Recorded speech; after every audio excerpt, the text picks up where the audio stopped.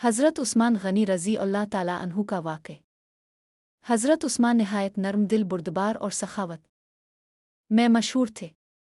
جب مدینہ منورہ میں پانی کی قلت ہوئی تو ایک کنواں برن روما ایک یہودی کے قبضے میں تھا جو مسلمانوں کو پانی بیچتا تھا۔ حضرت عثمان نے وہ کنواں اپنی دولت سے خرید کر تمام مسلمانوں کے لیے وقف کر دیا۔ اسی طرح جب غزوہ تبوک کے موقع پر نبی نے مسلمانوں کو جہاد کے لیے سامان دینے کی ترغیب دی تو حضرت عثمان نے سینکڑوں اونٹ گھوڑے اور ہزاروں درہم اللہ کی راہ میں دے دیے۔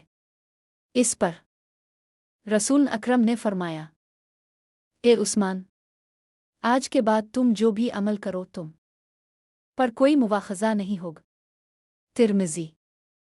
آخر میں 35 ہجری میں فتنوں کے دور میں آپ کا شہادت کا واقعہ پیش آیا۔ آپ قرآن مجید کی تلاوت کر رہے تھے جب باغیوں نے آپ کو شہید کر دیا۔ آپ کی شہادت نے امت مسلمہ کو گہرے دکھ میں مبتلا کر دیا۔